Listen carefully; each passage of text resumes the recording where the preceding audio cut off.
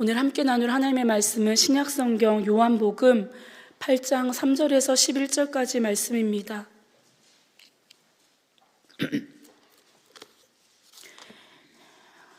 요한복음 8장 3절에서 11절까지 말씀입니다. 우리 한 목소리로 봉독하겠습니다. 서기관들과 바리새인들이 음행 중에 잡힌 여자를 끌고 와서 가운데 세우고 예수께 말하되 선생이여 이 여자가 간음하다가 현장에서 잡혔나이다. 모세는 율법에 이러한 여자를 돌로 치라 명하였거니와 선생은 어떻게 말하겠나이까? 그들이 이렇게 말함은 고발할 조건을 얻고자 하여 예수를 시험함이러라. 예수께서 몸을 굽혀사 손가락으로 땅에 쓰시니 그들이 묻기를 맞이 아니하는지라. 이에 일어나 이르시되 너희 중에 죄 없는 자가 먼저 돌로 치라 하시고 다시 몸을 굽혀 손가락으로 땅에 쓰시니 그들이 이 말씀을 듣고 양심의 가책을 느껴 어른으로 시작하여 젊은이까지 하나씩 나가고 오직 예수와 그 가운데 섰는 여자만 남았더라. 예수께서 일어나사 여자 외에 아무도 없는 것을 보시고 이르시되 여자여 너를 고발하던 그들이 어디 있느냐? 너를 정죄한 자가 없느냐? 대답하되 주여 없나이다. 예수께서 이르시되 나도 너를 정죄하지 아니하노니 가서 다시는 죄를 범하지 말라 하시니라. 아멘. 예수님께서 공생의 사역 그 가운데 복음을 전하시고 하나님 나라에 대하여 가르치는 시간이 지날수록 예수님에 대한 사람들의 고백은 극으로 나뉘게 됩니다. 오늘 본문을 다루고 있는 8장은 초막절이라는 큰 절기의 때와 연결되는 사건입니다.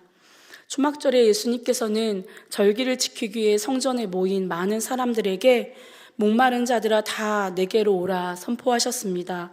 그때 어떤 이들은 예수님을 선지자로 또 어떤 이들은 그리스도라고 고백하게 됩니다. 예수님에 대하여 믿기 시작하고 긍정적인 반응을 보이게 된 것이죠. 반면 또 어떤 이들은 이전보다 더 강하게 예수님을 거부하고 사람들을 미혹한다고 말하며 어떻게 하면 예수님을 잡아 죽일까 했습니다. 예수님을 따르는 무리들과 예수님을 적대하는 무리들로 점점 나뉘어져 갑니다. 그 연결선상에서 오늘의 본문 이야기가 나오게 되는 것입니다.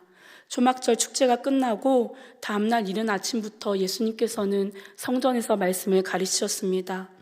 이른 시간임에도 많은 사람들이 모여들어 예수님의 말씀을 들었습니다.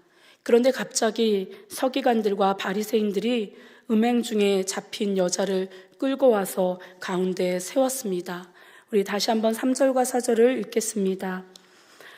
서기관들과 바리새인들이 음행 중에 잡힌 여자를 끌고 와서 가운데 세우고 예수께 말하되 선생이여 이 여자가 간음하다가 현장에서 잡혔나이다. 서기관과 바리새인들은 대표적인 유대 종교자들입니다. 동시에 예수님을 대적하는 자들이기도 했습니다. 그들은 간음하던 현장에서 여인을 잡습니다. 그 여인은 어떤 변명할 기회도 없이 예수님 앞에까지 성전에까지 끌려오게 되었습니다. 게다가 율법에 따르면 간음죄는 돌로 쳐서 죽이라는 끔찍한 처벌을 받게 됩니다. 간음은 배우자에게 씻을 수 없는 상처와 배신안을 남기게 될 뿐 아니라 가정이 깨어지면 자녀들 뿐 아니라 또 그 일로 인해 공동체까지 파장일 수밖에 없습니다. 그래서 율법은 간음한 자는 죽이라고 무섭게 명령한 것입니다. 그러한 처벌을 받게 되는 두렵고도 수치스러운 상황을 당한 이 여인은 뭇 사람들과 예수님 앞에서 공개적인 재판을 받게 되는 것입니다. 그런데 여러분, 이 본문을 잘 읽어보면 우리는 이상한 점을 발견할 수 있습니다. 첫째는 간음을 하다가 잡힌 여자라는 표현이 이상합니다. 생각해보면 간음은 누구나 다 알만한 들킬 장소에서 하는 사람은 없을 것입니다. 누군가 뒤를 밟았거나 혹은 어떤 은밀한 계획이나 음모가 있을 수 있다고도 여겨집니다. 특히 서기관들과 바리새파 사람들이 그 현장을 덮쳐서 여인을 끌고 왔다는 것 자체가 조금은 계획적이라는 느낌이 들지 않으신가요? 두 번째로 가늠하다가 잡혀왔는데 여인만 있다는 사실도 이상합니다. 레위기 20장 10절과 신명기 22장 22절에 보면 어떤 남자와 이웃의 아내가 가늠하면 둘 모두를 죽여야 한다고 말합니다. 그런데 이들은 남자는 어디에 두고 여자만 잡아온 것입니다. 만약 남자가 도망갔다면 잡아서라도 같이 데리고 와야 하는 것입니다. 이해가 되지 않는 상황이라고 여겨집니다. 게다가 유대 종교 지도자들이라고 하는 이들이 가늠한, 즉 부정한 여인을 성전 안으로까지 데리고 들어왔습니다. 이해되지 않는 비상식적인 행동입니다.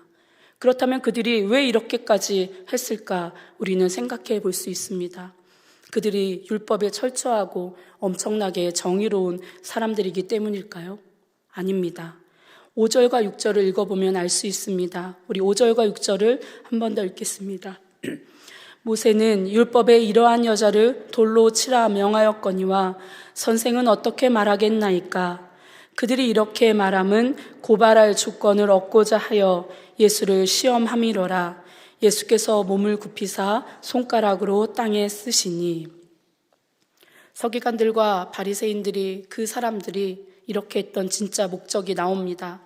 5절 끝부분에 보니 선생은 어떻게 말하겠나이까 묻고 있습니다. 율법에 반하는 대답을 하면 예수님을 고소할 조건이 되기 때문에 그들은 악한 일을 성취하기 위해서 예수님을 시험하고자 했던 것입니다. 그들은 평소에도 예수님을 붙잡으려고 여러 번 시도했습니다. 그러나 매번 실패합니다. 그러자 이제는 예수님에 대한 시기심과 또 자신들의 종교적 기득권을 지키려는 욕심 때문에 죄 범한 여인을 희생양으로 삼아 예수님을 올가매려는 계획을 가지고 나온 것입니다. 그렇다면 여기서 우리는 누가 죄인인지 헷갈리기 시작합니다. 물론 가늠하다 잡혀온 여인은 분명한 죄인입니다. 가늠이라는 것은 눈에 보이는 죄뿐만 아니라 내면의 죄도 있습니다. 어쩌다 그 여인이 가늠죄를 짓게 되었는지 알 수 없지만 그 이유와 관계없이 여인은 큰 죄를 지었습니다. 하지만 이 여인을 끌고 온 바리새파 사람들, 서기관들 또한 죄인입니다. 그들은 예수님을 책잡아 함정에 빠뜨리려는 악한 의도로 다른 사람을 이용했습니다. 수단과 목적을 이루기 위해 사람을 도구화하며 돌에 맞아 죽을 수 있는 상황에까지 사람을 이용합니다. 자신들 스스로 그 가늠한 여인을 심판할 수 있다고 의롭게 여기고 있지만 사실은 매우 교활하고 더 악랄한 죄인들입니다. 그 다음으로는 여인을 둘러싸고 있는 사람들입니다. 가늠하다가 그 현장에서 잡혀왔다는 것은 당장 형벌을 내려도 되는 상황입니다. 둘러싸고 있는 사람들은 집행자가 되어서 온갖 비난과 욕설을 퍼붓고 있지 않았을까요? 돌을 던지려고 서 있었을 것입니다. 자신들이야말로 율법의 가르침을 제대로 따르는 올바른 하나님의 백성들이라고 여겼을 것입니다. 저런 여자가 없어져야 사회가 깨끗해질 것이라고 외치며 스스로 정의를 구현하겠다고 돌을 쥔 채로 서 있는 자들이 있습니다. 그러나 이들 역시 하나님 앞에서는 죄인에 불과합니다. 예수님께서는 이 여인이 어떤 죄를 짓고 이 자리 가운데 있는지 알고 계십니다. 그리고 다른 죄인의 무리들은 어떤 마음과 어떤 의도를 가지고 흥분하며 그 여인에게 손가락질하고 소리치고 있는지도 아셨습니다. 그런데 예수님께서는 어떤 말로 대답을 하지 않고 몸을 굽혀 땅에 글씨를 쓰십니다. 예수님께서 도대체 무슨 글을 쓰셨는지 또 왜 쓰셨는지는 알 수 없습니다. 역사상 수많은 학자들이 여러 가지 제안을 했지만 그것은 모두 가설일 뿐입니다. 어쩌면 예수님께서 무엇인가를 쓰시는 행동 자체가 예수님의 나타나고 계신 보여주실 메시지인도 모르겠습니다. 출애굽기에서 모세에게 언약의 돌판을 주실 때 하나님께서는 손으로 새겨서 율법을 주셨습니다. 이제 예수님께서는 마치 새로운 율법의 완성을 가르쳐 주시는 것처럼 그런 모습으로 보여주고 계십니다.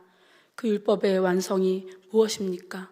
우리 7절의 말씀입니다. 함께 7절 말씀을 읽겠습니다. 그들이 묻기를 맞이 아니하는지라 이에 일어나 이르시되 너희 중에 죄 없는 자가 먼저 돌로 치라 하시고. 예수님이 글을 쓰시자 사람들은 묻기를 멈춥니다. 이어서 예수님께서는 너희 중에 죄 없는 자가 먼저 돌로 쳐라 말씀하십니다. 이 말씀은 여인을 죽이라는 말입니까? 죽이지 말라는 뜻입니까? 돌로 치라고 하신 말씀은 율법대로 집행하라는 말씀입니다. 예수님은 절대 죄를 눈 감아주자고 말씀하지 않으셨습니다. 예수님은 우리의 죄를 용서하시지만 죄를 간과하시는 분은 아니시기 때문입니다. 죄를 용서하는 것과 죄를 인정하는 것은 다릅니다. 여인은 죽어 마땅한 죄를 지었습니다. 하지만 여기에는 조건이 붙어 있습니다. 그러나 죄 없는 자가 먼저라는 조건을 예수님께서 붙이십니다. 이 말씀은 가늠한 여인을 향한 심판의 돌을 들기에 앞서 먼저 자신을 돌아보도록 요구하신 것입니다. 나는 죄가 없는가? 나는 저 여인보다 더 깨끗한가? 나는 저 여인을 돌로 칠 자격이 있는가? 이런 질문을 먼저 스스로에게 던져보도록 하신 것입니다. 너희 중에 죄 없는 자가 먼저입니다. 너희들 중에 한 번도 죄를 짓지 않은 자가 먼저 돌을 치라는 말씀입니다. 왜 예수님께서 이런 말씀을 하셨을까요? 예수님은 자신을 시험하려는 자들의 의도를 아셨습니다. 자기들의 눈에 들보는 보지 못하면서 남의 눈에 티를 보고 비난하는 사람들이 바로 바리새인들이었습니다. 애초에 그 율법의 정신을 지키려는 마음은 없었고 예수님께 겸손히 배우려는 자세도 그들은 없었습니다. 명성 높아진 그 예수님을 많은 사람들 앞에서 부끄럽게 만들고 율법도 지키지 않은 자들이라고 보이게 하며 자신들의 자리만 더 공고히 세우려고 하는데 관심이 있던 자들입니다. 자신의 죄는 보지 못하고 가늠한 여인과 비교하며 스스로 신앙적으로 우월함을 느끼고 싶었을 뿐입니다. 그러나 너희 중에 죄 없는 자가 먼저 치라는 말씀에 사람들은 충격을 받고 일순간에 조용해집니다. 말씀 앞에 누가 죄인이었는지를 스스로 깨닫게 되었기 때문이 아닐까요? 성경에서 말씀하시는 간음의 죄가 무엇입니까? 구약은 한 분 하나님 외에 우상을 숭배하는 행위를 간음이라고 말씀하셨습니다. 결국 예수님께서는 예수님 대신, 하나님 대신 권력과 재물을 선택하고 사람들로부터 인정과 존경을 받고자 힘쓰는 종교 지도자들이 간음죄를 짓고 있는 자들이라고 말씀하고 계신 것입니다. 그래서 이들은 한 사람씩 슬그머니 그 자리를 떠납니다. 모든 사람들이 떠나고 나자 예수님은 여인에게 다가가 물으십니다. 우리 9절과 10절 말씀을 함께 읽겠습니다. 그들이 이 말씀을 듣고 양심의 가책을 느껴 어른으로 시작하여 젊은이까지 하나씩 나가고 오직 예수와 그 가운데 섰는 여자만 남았더라. 예수께서 일어나사 여자 외에 아무도 없는 것을 보시고 이르시되 여자여 너를 고발하던 그들이 어디 있느냐? 너를 정죄한 자가 없느냐? 여인아, 너를 정죄한 사람이 어디 있느냐? 여러분, 정죄는 인간을 가장 힘들게 하는 것들 가운데 하나입니다. 우리가 때때로 죄를 지었을 때 사단은 계속 우리를 고발하고 정죄합니다. 너는 그렇게밖에 살지 못할 거야. 너는 살 가치가 없어. 죄를 짓고서도 어떻게 그렇게 뻔뻔하게 살고 있느냐고 차라리 죽으라는 식의 정죄감과 죄책감에 빠지게 만듭니다. 고소하고 고발하고 정죄하는 것은 사단의 특징입니다. 그리고 바리새인들이 그 도구가 되었던 것입니다. 하지만 다른 사람의 잘못을 지적하고 정죄한다고 해서 자신이 우월감을 얻는다고 생각하는 것은 바른 자세가 아닙니다. 누군가를 흠집내어 나의 정당함을 주장하는 것만큼 어리석은 일은 없습니다. 대신 그 잘못을 보며 자신을 들여다보는 계기로 삼는 것이 지혜로운 사람입니다. 죽음과 고립의 공포에 떨고 있던 이 여인이 예수님의 말씀을 듣고 돌아보니 정말 아무도 없었습니다. 그리고 예수님은 그렇게 말씀하십니다. 11절의 말씀인데요. 우리 같이 읽겠습니다. 대답하되 주여 없나이다. 예수께서 이르시되 나도 너를 정죄하지 아니하노니 가서 다시는 죄를 범하지 말라 하시니라. 나도 너를 정죄하지 않겠다. 예수님의 용서의 말씀입니다. 예수님은 용서하겠다고 하셨지 죄가 없다고 하지 않으셨습니다. 그러나 예수님은 정죄하러 오신 것이 아니라 자비와 용서를 베풀기 위해 오신 분이십니다. 율법으로는 결코 해결할 수 없는 죄를 담당하시기 위하여 예수님이 이 땅에 오셨습니다. 요한복음 3장 17절에 보면 하나님이 그 아들을 보내신 것은 세상을 심판하려 하심이 아니요 그로 말미암아 세상의 구원을 받게 하려 하심이라. 이 말씀처럼 우리 모두는 마땅히 심판받을 자리에서 구원의 자리로 옮겨진 은혜를 잊지 않아야 하겠습니다. 함께 나눴던 요한복음 8장은 한 여인에게 돌을 던지려고 했던 이야기로 시작했는데 8장의 마지막 59절에 보면 예수님께 돌을 던지려는 이야기로 끝나는 모습은 아주 의미심장합니다. 마치 이 본문을 기록한 요한은 여인이 어떻게 용서를 받을 수 있는지를 암시하고 있는 것처럼 느껴집니다. 여인이 맞아야 할 돌을 예수님이 대신해서 맞으신 것입니다. 돌을 던지려고 했던 자들의 그 모습을 예수님이 실제로 담당하셨던 것입니다. 나중엔 정말 예수님이 여인과 우리 모두를 대신해서 돌을 맞는 고통보다 더 심한, 더 괴로운 십자가에 달려 돌아가신 것입니다. 우리는 바로 이 은혜를 입은 자들이라는 것을 잊지 않길 바랍니다. 그리스도 예수 안에서 그분의 보혈로 죄사함을 입은 자들입니다. 더 이상 우리는 정죄를 받지 않습니다. 그리스도 안에 있는 생명과 성령의 법이 우리를 죄와 죽음의 법에서 해방했기 때문입니다. 이제 예수님은 여인에게 다시 가라고 하십니다. 그리고 주님은 이처럼 우리에게도 늘 다시 새롭게 시작할 자유를 주십니다. 이 여인에게 가라고 하시며 사랑의 충고를 아끼지 않으셨습니다. 나도 너를 정죄하지 아니하노니 가서 다시는 죄를 범하지 말라. 예수님은 죄를 지을 수밖에 없는 그 여인의 처지를 다 알고 계셨습니다. 예수님의 인간의 죄를 미워하시는 동시에 예수님께서는 우리의 연약함도 아십니다. 또 실수하고 또 죄를 지을 수밖에 없는 존재임을 예수님은 너무나도 잘 알고 계시고 그런 우리를 인정해 주십니다.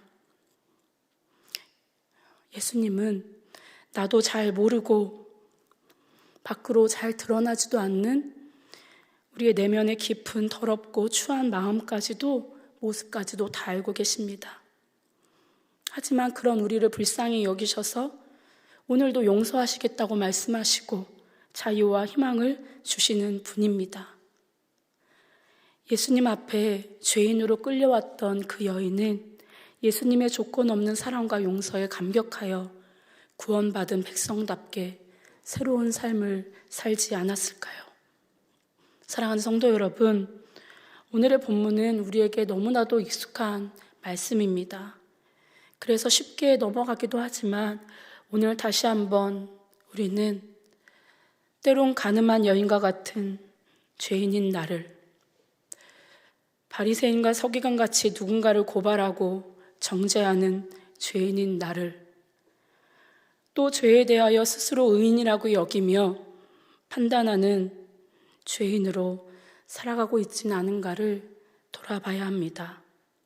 죄를 죄인 줄 모를 만큼 영적으로 둔감해지지 않도록 날마다 말씀 앞에 나를 비춰보고 민감하게 분별할 수 있어야 합니다. 그리고 나서는 죄로 인해 낙심하고 위축되는 것이 아니라 죄에서 자유케 하시는 예수님 앞에 다 쏟아놓고 다 내어놓을 수 있길 바랍니다. 하나님은 언제든지 우리를 용서하시고 구원하시려고 준비하고 계시는 분입니다.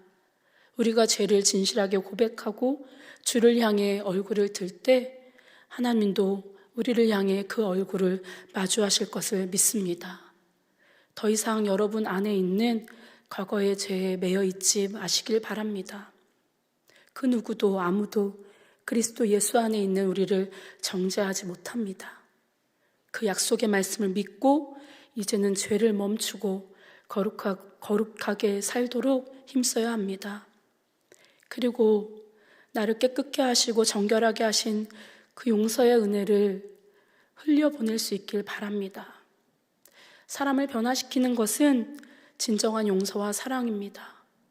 예수님으로 인해 변화된 새로운 삶을 살아가고 계신다는 것을 믿는다면 우리도 누군가에게 그 새로운 삶을 소개하고 그 은혜의 현장에 초대해야 하지 않을까요? 죄 없는 자가 먼저 돌로 쳐라. 오늘 우리에게 주시는 주님의 말씀이라는 것을 기억하고 더 겸손하고 사랑으로 용납하며 하나님이 기뻐하시는 거룩한 공동체를 세워가는 저희 모두가 되기를 주님의 이름으로 축원합니다. 우리 말씀을 기억하며 함께 기도하겠습니다. 우리 모두가 예수님께 받은 용서와 사랑을 기억하며 그 사랑과 용서를 전하는 통로가 되게 하여 주시옵소서. 함께 기도하겠습니다. 하나님 아버지, 하나님을 사랑하고 하나님을 의지하고 하나님을 믿는다고 하지만 우리 안에는 언제부턴가 누군가를 판단하고 정죄하며 내가 세워놓은 기준으로 사람들을 대할 때가 참 많습니다. 나는 깨끗하다고, 나는 믿음이 좋다고, 나는 기도를 많이 한다고, 나는 교회 봉사를 열심히 한다고, 내가 결코 의로워지는 것도 아니고 내가 신령적으로 우월해지는 것도 아닌데 하나님, 우리는 다 교만하고 다 연약하여 그렇게 하나님 앞에 부끄러운 모습으로 서 있을 때가 많습니다. 하나님은 간음하고 음행하다 잡혀온 그 여인도 용서하시고 그 모든 사람들에게 자신의 죄를 깨달아 새로운 인생을 살도록 하셨는데 하나님, 그 말씀이 우리의 삶에도 적용되길 원합니다. 오늘 나에게 무엇라고 말씀하시는지 하나님 알기 원합니다. 하나님, 죄에 대해서 점점 둔감해지고 있습니다. 하나님, 이러한 때에 다른 사람들의 죄에 민감한 것이 아니라 내가 하나님 앞에 어떻게 서 있는지를 점검하게 하시옵소서. 내 마음의 죄, 내 마음에도 얼마나 수치스러운 죄가 많습니까? 하나님이 두 주인을 섬기지 말라고 말씀하셨고 오직 하나님만으로 마음을 채우라고 하였는데 얼마나 세상의 많은 것들을 섬기고 사랑하며 하나님, 그렇게 하나님의 마음을 아프게 하고 있지 않은지 돌아보기 원합니다. 하나님, 우리에게 주님께서 주신 사랑과 그 용서를 받은 자답게 살아갈 수 있도록 도와주시옵소서. 진정한 사랑과 용서가 있는 공동체가 되기 원합니다. 하나님, 사랑과 용서가 없이는 결코 하나님 나라를 세울 수 없고 하나님의 뜻을 이룰 수 없사오니 하나님, 우리가 다 어떠한 기준과 잣대로 사람을 판단하는 것이 아니라 더 따뜻한 사랑으로 하나 되는 공동체가 되기 원합니다. 우리 한 사람 한 사람이 서로를 위해 용서하고 기도하며 나아갈 때 거룩하게 주님께서 세우신 공동체를 이루어갈 수 있음을 믿습니다. 아버지 하나님, 말씀대로 살아갈 수 있도록 도와주시옵시고 말씀이 지키고 힘들기 어렵지만 그래도 깨닫게 하실 때 순종할 수 있는 우리 모두가 되게 하여 주시옵소서. 우리 모두가 더 영적으로 민감해지게 하시고 죄에 대해서 철저하게 구별되게 하시고 무엇보다 용서하고 사랑하신 그 하나님의 사랑과 예수님의 그 놀라운 사랑을 힘입어 전하고 나누는 우리 모두가 되게 하여 주시옵소서.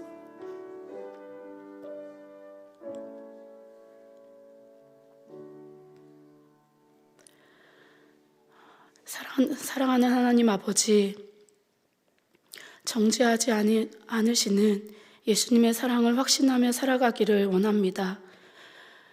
죄와 어둠에서 우리를 자유케 하시고 다시는 죄의 길에서 방황하지 않도록 붙드시는 사랑을 의지하길 원합니다. 그 사랑을 알고 그 사랑을 깨닫고 그 사랑을 누리는 자이기에 다른 사람을 용서하고 품고 사랑하여 내가 속한 어느 곳이든 주님의 사랑을 전하는 통로가 되게 하여 주시옵소서. 귀하신 예수님의 이름으로 기도드립니다. 아멘.